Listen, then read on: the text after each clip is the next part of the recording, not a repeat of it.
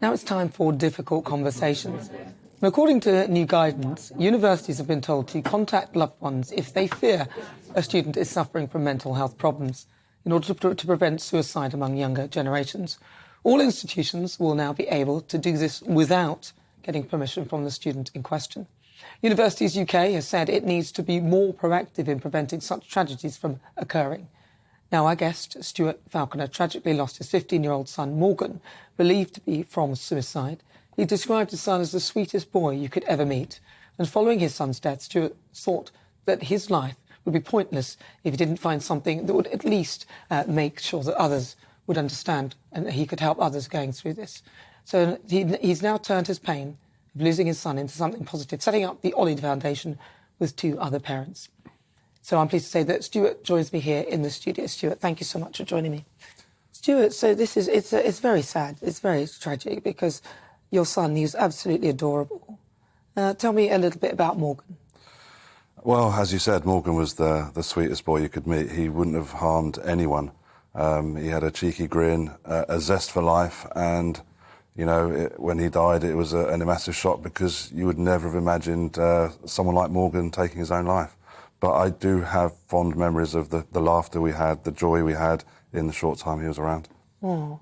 And were there any clues or any signs that he was struggling in any way? No. I mean, he was 15 years old. I mean, I don't know what you were like when you were 15, but when I was 15, you had your life ahead of you, but you didn't know anything different. You were just living your life day by day. So he didn't appear to have any issues. I mean, he had exams. He was a 15-year-old boy. So what challenges did a 15-year-old boy have? He had exams, he'd have gone through puberty, he would have had girl issues, you know, all the sorts of stuff that most kids would have gone through, so nothing out of the ordinary. Nothing out of the ordinary. So for you, having to go through this, you know, how has it kind of changed your life and maybe your outlook on things? Life is very different now for me than what it was then. I mean, it's taken a long time to reach a point now where I've learnt that I have a life to lead. I think for the first 3 or 4 years I was in shock. I didn't know how to get by day. I set up the charity. That was more of a distraction, so I didn't have to think about the trauma of losing Morgan. But as time went on, I realised that I also had a life. So actually what I need to do now is spend the rest of my time doing the things I want to do, being in a good place and enjoying the life that I've got. But it didn't happen overnight. It took a number of years to reach that point, like 3 or 4 years before I could even think about having a life. Yeah, how did you get through all of that? Drinking.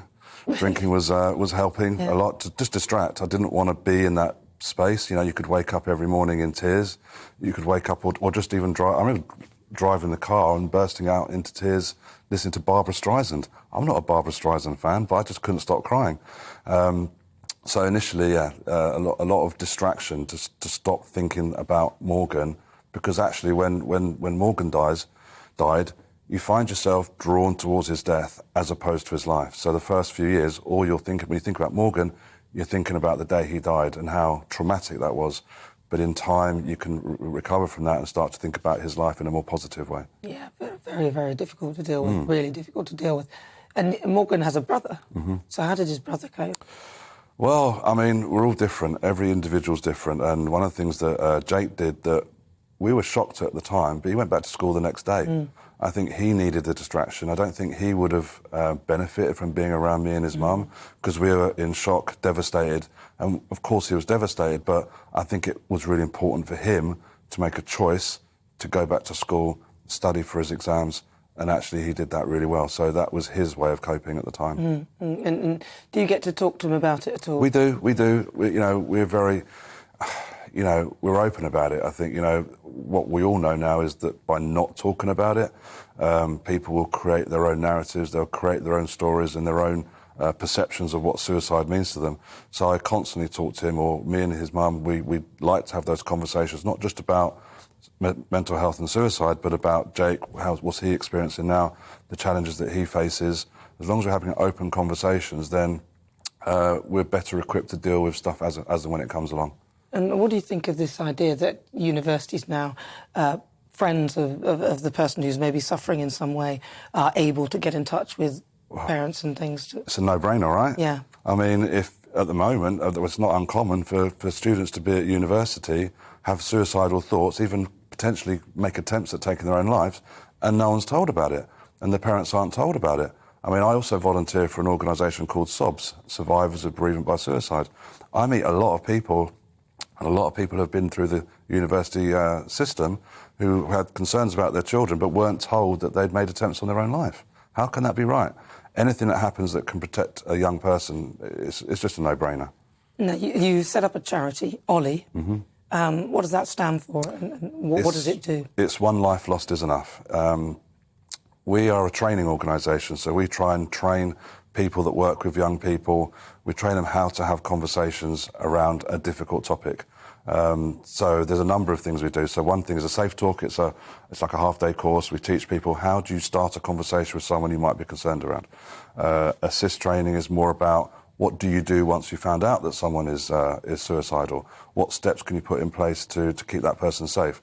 So that's all about safe plans. So safe plans is around creating a plan for an individual so if they do have concerns about their own well-being or they're feeling like under pressure or anxious, they look at the plan and there are steps that they can take to keep themselves safe. So we try and educate people in all sectors around having those types of conversations. And have you found there's a real need for that? Oh, absolutely. Really? Undoubtedly. I mean, my generation, I think we're probably the cusp of the generation that's starting to understand mental health a bit better. The younger generation are being taught that now. Certainly my parents' generation would never have had these conversations at all. So actually it is making a massive difference, because just to have a conversation is hard enough. People don't like talking to me about my loss, People would prefer not to talk to me about my loss, and if you could talk to anyone, it'd be me, right? So the idea that you can actually have a conversation with someone is a really traumatic one for a lot of people. But take a risk, have that conversation. What's the worst that can happen? You can't put the idea in someone's mind, but you can open them up to a conversation. I can tell you that when people do say, yeah, do you know what, I'm struggling, it's a relief. They've released the tension and now you can have a conversation about it. So where are you now in your life now? Are you personally? Yeah. Well, the OLLIE Foundation has a team now. So we have a CEO, we have a number of members of staff, a really fully functioning board of trustees. So where I'm at now is I like to support the charity by doing things like this. I'll do talks on my loss and the charity, but also what I do with SOBS. I facilitate a group of SOBS where I help other people who have been bereaved by suicide. But where I'm at right now is I've got a life to lead. I've spent so long in my life being like, I guess, feeling sorry for myself, that I'd lost my son. It's like probably the most traumatic thing that you could probably experience.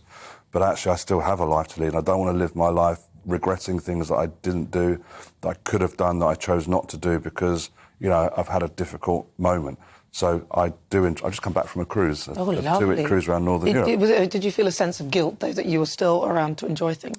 Oh, maybe, look, initially, yeah, absolutely. But you've been on a cruise now. I've been on a cruise, Where'd you go? Talk to me, what was it? Northern Europe. Went around Northern Europe. Lovely. France, Holland, Denmark, Norway, Sweden, Belgium. Loved it. Did you go on your own? I did. You went on your own? I did. Was it Saga? No. Because it was a joke, yeah? Yeah. It was a joke. It was a very good joke, yeah. No, it was Norwegian Cruise Lines. But see, I was on my own, so I took a punt. I felt like if I wait for someone, I might never go. So I took the risk and thought, no, just do it, go on your own. So again, right now, for me in my stage of life is, I have a life. Don't waste it, don't let it pass me by. So make the most of it, do the best I can. Well, listen, Morgan would be very proud of what you're doing now. The charity I hope so. is awesome. If people want to help out with the charity or find out more, where can they go to find out? The OLLIE Foundation, theolliefoundation.org. OLLIE spelled OLLIE. One Life Lost is Enough. There's loads of information on there about how we can be supported. Well, Stuart, thank you so much for coming in to talk to me about that. That is Stuart Falconer. He lost his son through suicide and has set up the OLLIE Foundation.